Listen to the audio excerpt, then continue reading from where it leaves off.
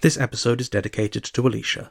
During early lockdown in 2020, Alicia listened to a lot of the Magnus archives, a source of fantastical scares that gave her temporary reprieve from some very real horror.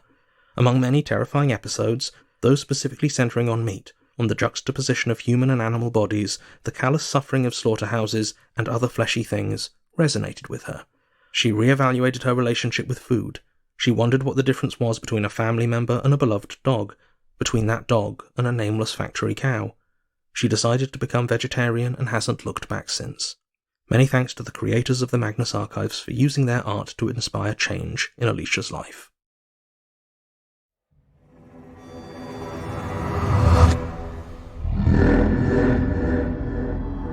Rusty Quill presents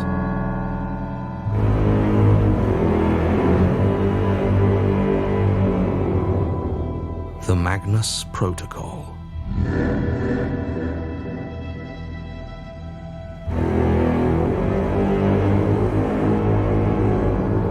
Episode 27, Driven.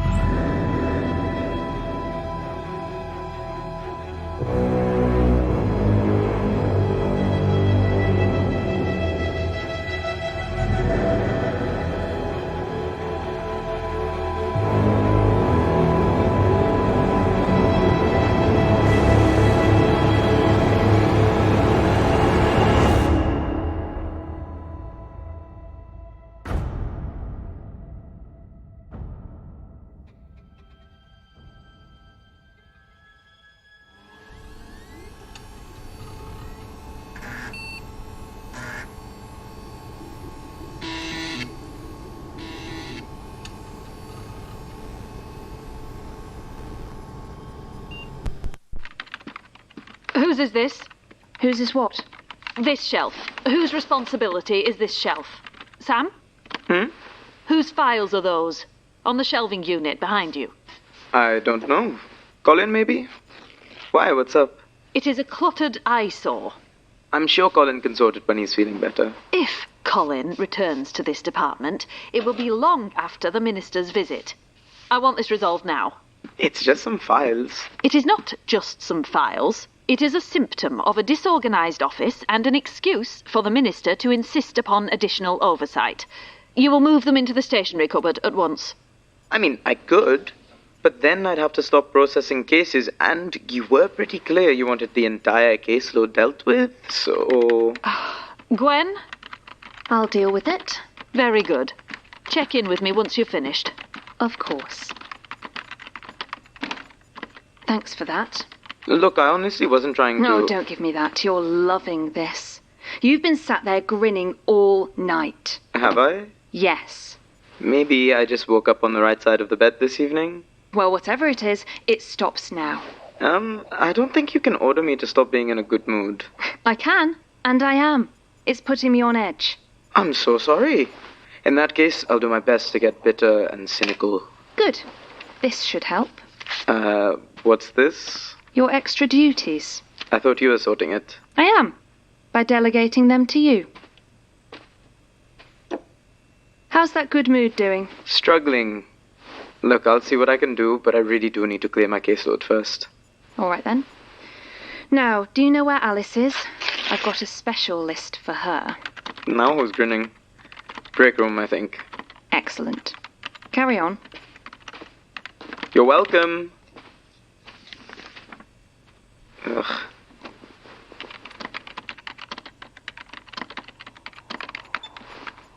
February 18th, 1845.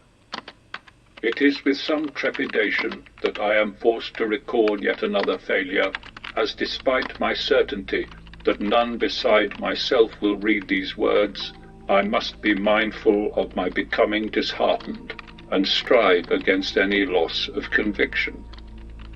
While I have no hesitation in accepting N's recommendation, the particulars of the collapse must be confronted directly. We have been undertaking this great work, perhaps the greatest work, for nigh upon 3 decades, and thus far are still unable to effect transmutations beyond those endeavours we each undertook alone.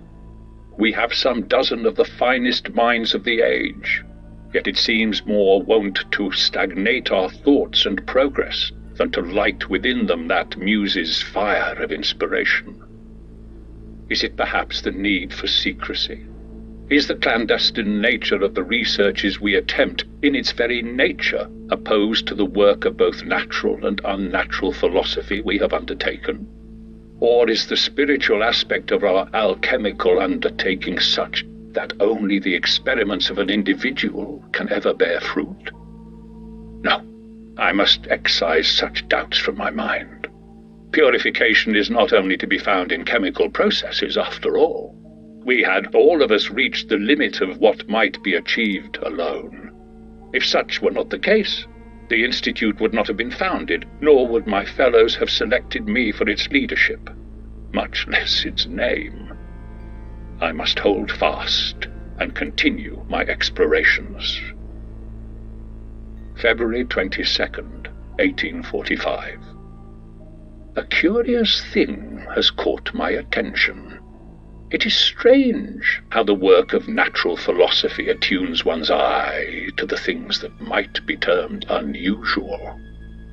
I was making my way to our London offices when I heard the din of a crowd approaching from a nearby corner.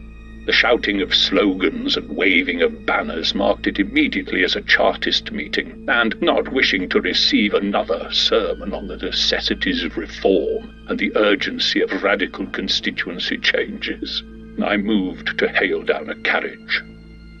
At my call, two stopped close by each other, a somewhat worn-looking hansom cab, and one of the newer Clarences, one of those which my housekeeper calls, in her inimitable way, a growler, due to the sound of its wheels on the cobbled streets.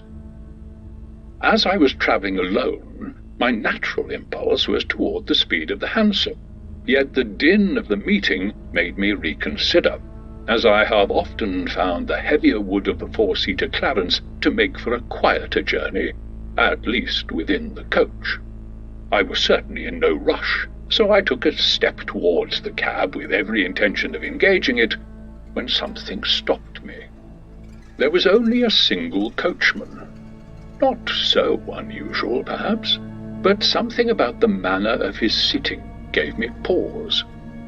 He looked straight forward, paying no heed to myself or anything else in the street that might call his attention, and he wore a long oilskin greatcoat, which draped over the entirety of his body, despite the dryness and unseasonable warmth of the day. As I slowed my step, my eye began to take in more precise detail of the cab itself. The colour seemed unusual somehow, the glossy black glinting like a bottle fly, and the joins in the wood seeming smoother and less angular than perhaps they should have been. There was even a sheen on the plush red furnishings, almost as though they had become wet somehow, and I could not shake the oddest sense of disquiet when looking at it. I had no opportunity for further examination, however, as my momentary hesitation had been noticed by another prospective passenger, who promptly stepped ahead of me into the Clarence. It began to move away immediately, and as it did so, two things became apparent. The first was that the very instant the door closed, there was no longer any sign of the passenger within the carriage, and it seemed once again empty. The second was that as he pulled away, the coachman's greatcoat was caught briefly by a gust of wind, and in that moment I saw without doubt that there was no border, no dividing line, no gap between the coachman and the coach. They were somehow as one. If this is as I suspect, I would be wise to keep an eye open for this vehicle, restrict myself to hansom cabs, and try to forget the unnerving sound the growler made as it moved away. February the 26th, 1845. I have found it again. It took far less effort than I suspected it might, as I believe that it relies on the ubiquity and variety of cabs speeding around London for its anonymity. rather than the actual verisimilitude of its disguise. Indeed, the longer one considers it, the clearer it becomes that neither it, nor the coachman, nor the so-called horses that feign to pull it, are at all what they appear to be. I espied it once again upon the exact same street where it had nearly caught me, and I have no wonder as to the reason. It is dense with traffic, and few pause their step or make note of the specific comings and goings. I suspect it is a more than adequate hunting ground. Upon sighting the thing, I hailed down a separate cab and bid it wait, pointing at the Clarence and telling the driver to follow it when it should have a passenger. He gave me a look that I might uncharitably describe as insolent, but it took little extra coin to secure his goodwill and thus cooperation. I then watched as a well-mustachioed young gentleman in a brand-new frock coat flagged down and entered my quarry. We followed behind for almost an hour, leaving my nerves frayed from the constant rattle of the thing moving over the cobbled streets and my driver's near-constant aggravation. It did not stop, nor slow, nor discharge its passenger. But after some minutes I began to notice a subtle but unmistakable hint of crimson in the ruts it carved through the muck of the London streets, as though fresh dye were leaking from the joints of the rolling wheels. At length it disappeared into a covered alleyway. By this time evening had fallen, yet the lamplighters had not been about their duties, and my own coachman was adamant that he would take me no further after such a frivolous chase. So it was, I left the safety of the cab and continued on alone, creeping into the darkness with naught to brighten my way. I took what comfort I could in the knowledge that if I could not see, then I could not be seen, though it helped me little, as I was now possessed of an unspoken certainty that the growler had no need of eyes. I consider myself fortunate that the coach thing was not waiting for me.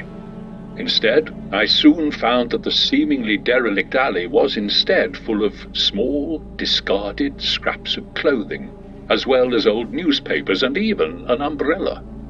And, of course, the freshest and least decayed of these was a frock coat, though I could not in any sense still describe it as brand new. There is more to learn here. Perhaps my recent frustrations with our progress, and the increased scrutiny by Boyle's incessantly meddling inheritors, have pressed me to put more significance on this than is warranted. But I cannot help but feel that to understand this thing may be to finally unlock the world as yet unknown to us. And in pursuit of that, there is no cost too great. March the 2nd, 1845. It is done, and I am surprised to find how little remorse I feel. I have retrieved young Archibald Cameron's notebook and found it surprisingly legible, if somewhat soiled. It is no great loss to the Institute, though I shall not be too open with the others as to the cause of his disappearance. He was the youngest of our number and certainly the least skilled, which endeared him to several whose hearts are in my estimation too soft for the great work. Even so, I was taken aback by how little dissembling it took to convince him to enter the growler and make observations. I naturally made no mention of my nigh certainty that the journey would be fatal, but in almost all other particulars I was honest, even to the point of speaking to him plainly that I could not guarantee his personal well-being. Still, he was eager to assist in the scribing of those notes I had emphasized were potentially vital to the advancement of the Magnus Institute's work. Likely he was simply overawed by my status as founder, but his excitement at this prospect was clearly genuine. For all his youth, I am impressed at Archibald's conscientiousness, writing as he did so far into the process, albeit with some trouble towards the end. The final few pages are naturally of a more frantic and pained character, but they also contain some of the most useful observations. To his credit, his philosopher's eye was calm and accurate, even in his final moments. Well, perhaps not his actual final moments. His analytical faculties begin to desert him shortly after the loss of his skin, and it is clear from the handwriting exactly when his eyes depart his skull. This seems to have occurred some minutes after he finally accepted the doors were truly impossible to open, and in turn seems to have prompted his last, but perhaps most important, deduction, that the rate of digestion, for lack of a better word, seems to have been linked to his own levels of fear. Ironically, this discovery itself clearly caused him a great deal of that particular emotion, since the rest of his notes were little more than pained scribbles and crude invective. I believe his final lines were cursing me specifically, but his penmanship, already so poor, was rendered truly unintelligible by this point. My surmise that a paper notebook would not be digested or consumed has proven accurate, reinforcing my belief that the consumption process is supernatural rather than chemical, as there are no biologic stains other than blood smears. Suffice to say, if the contents of this notebook prove true, it may indeed prove transformational to our researches. That such beings exist, and not simply as myth beyond the fringes of civilization, but within the very heart of our great empire, may yet prove as important as any transmutation taking place within an alembic. And if there are things of such horror already in this world, perhaps our great ambitions are not quite so foolish after all. Time will tell, I suppose.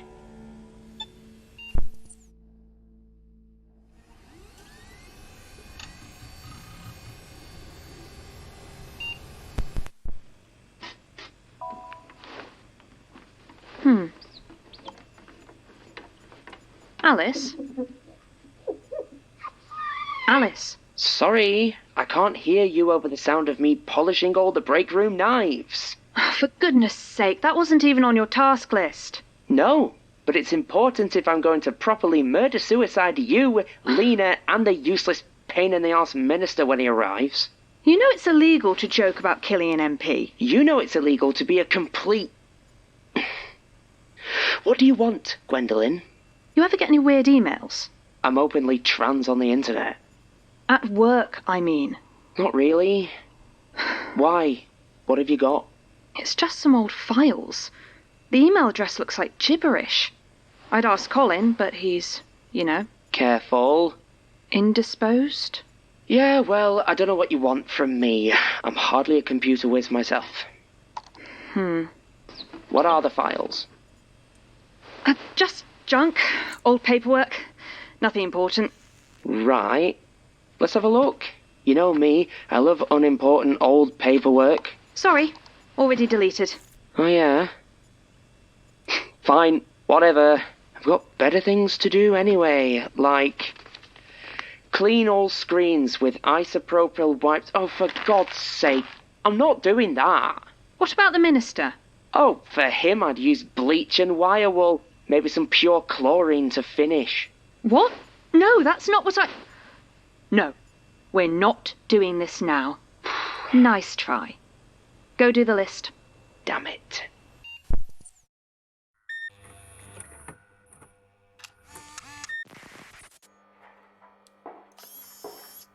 Miss Ripley, I do hope you've not been using the department printer for personal projects. Wouldn't dream of it.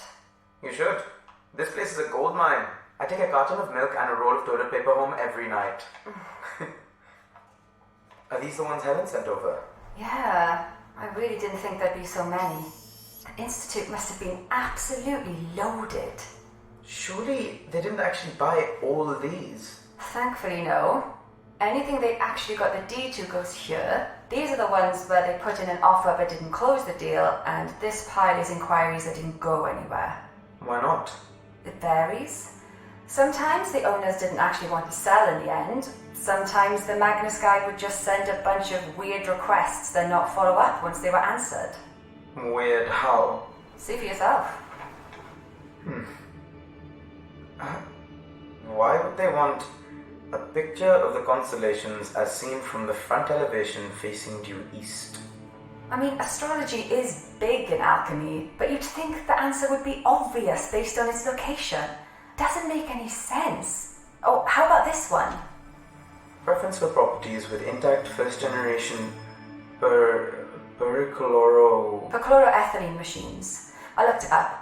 Basically, super toxic washing machines. Okay. Were they making a lot of these guidis? I think so. I get the impression most of them were done by phone. The only ones here were either sent by letter or done through Helen. So how can I help? Well, I reckon we start with the sites they actually owned. I mean, I think they might technically still own some of them. I haven't been able to get my head around some of the legals. Let's see if I have any luck.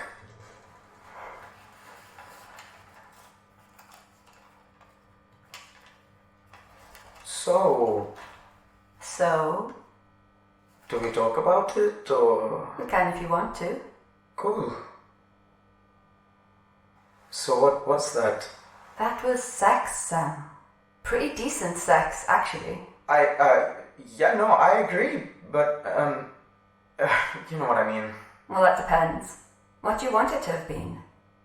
Was it a bit of fun, or two scared people trying to comfort one another? That's fine. You want it to have been something more? Well, I'd be okay with that too. Even with everything else that's going on, we might be in genuine danger. We might die. That's true of every relationship, really. It's just a bit more obvious with us. What do you want? I mean, Jack's always going to be my first priority.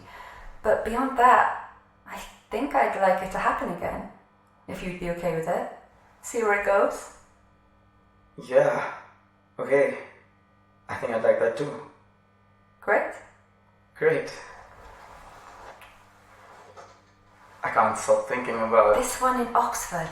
Yeah, me neither. Oh, yeah. It was one of their last purchases in 1997, I think. What do we think they mean by retail unit? Well, the Hilltop Centre's a small shopping development just off Cowley Road. It was built in the 80s, but it looks like the storefronts didn't exactly get snapped up. Huh. I'd have thought you'd need to rent a shopping unit. I didn't realize you could buy one outright. Yeah, it's super weird. So is the fact that they never really did anything with it. Apparently it was set up as an outreach centre, whatever that means, but it was only occupied for a month or two. Then they just locked it up and left it. I mean, they only had a couple of years before... Hang on. Is this one of the ones that they still technically own? Yep. And the Hilltop Centre's been effectively shuttered for a while. Meaning that no one's been inside... Since 1997. What do you think? Worth a look? I swear, if I hear one more word about Trevor bloody Herbert MP, I'm going to blow up Parliament. How's your list coming? Don't test me, Sam. I have so many barrels of gunpowder and the blessing of the Pope. Is it really that bad? Lena's going mental over dust bunnies. Gwen is so far up Lena's arse she can see daylight. And let's not forget, we're all being stalked by a terrifying monster. It is a lot. It's fine. I'm fine. Just feeling a bit more anti-establishment than normal. Anyway, what are you two doing? More Magnusing? Yeah, we were thinking about having a bit of a field trip. Don't worry, we'll keep it to ourselves. Nah, screw that. What? Were you not listening to me when I told you about this thing? I'm pretty sure we let it out when we went poking around that archivist room at the ruins. I wanted to stop you before you did something stupid, but now we know you already did. So, maybe we can dig up something to protect ourselves. Or even stop it for good? I don't know about that. The way Gwen talks about these things, sounds like that might be a quick way to get killed. You didn't tell me the room was labelled archivist. Sure we did. No. You said you messed up some sort of ritual design in one of the locked rooms and thought that might have released it. You never said the word archivist. Does that matter? I don't know. Maybe? So which of these are you planning to start with then?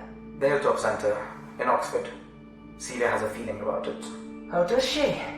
Would this be a good feeling or a bad feeling? I guess we go and find out.